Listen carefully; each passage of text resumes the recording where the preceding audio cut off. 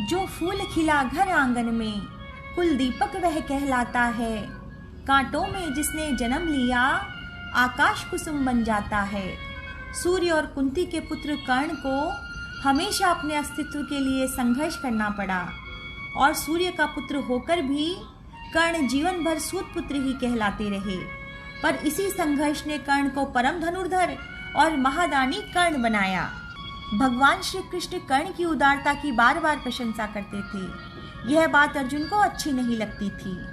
एक दिन अर्जुन को साथ लेकर भगवान श्री कृष्ण युधिष्ठिर के महल के दरवाजे पर ब्राह्मण का वेश बनाकर पहुंचे।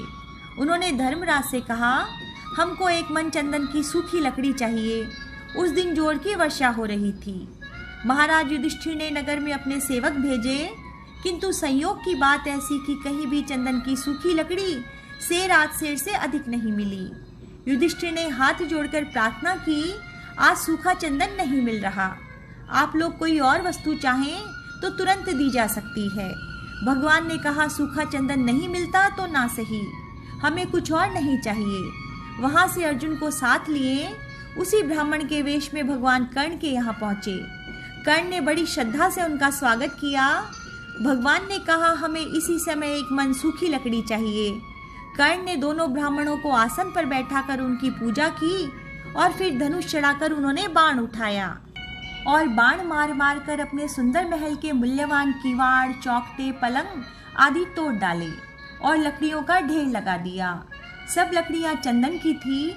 यह देखकर भगवान ने कर्ण से कहा, तुमने सूखी लकड़ियों के लिए इतनी मूल्यवान वस्तुएं क्यों नष्ट की? कर्ण हाथ जोड़कर बोले, इस समय वर्षा हो रही है, बाहर से लकड़ी मंगाने में देर होगी, आप लोगों को रुकना पड़ेगा। लकड़ी भीग भी जाएगी, यह सब वस्तुएं तो फिर बन जाएंगी, किंतु मेरे यहाँ आए अतिथि को निराश होना पड़े या कष्ट हो, वह दुख मेरे हृदय से कभी दूर नहीं होगा। भगवान ने कर्ण को यशस्वी होने का आशीर्वाद दिया और वहां से अर्जुन के साथ चले आए। लौटकर भगवान ने अर्जुन से कहा, अर्जुन देखो, धर्मराज युधिष्ठिर के भवन के द्वार चौखटे भी चंदन की हैं।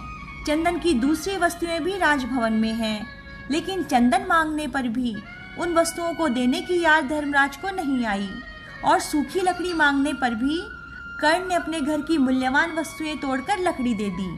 कर्ण स्वभाव से उदार हैं और धर्मराज युधिष्ठिर विचार करके धर्म पर स्थिर रहते हैं।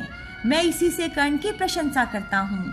इस कथा से हमें यह शिक्षा मिलती है कि परोपकार, उदारता, त्याग तथा अच्छे कर्म करने का स्वभाव बना लेना चाहिए।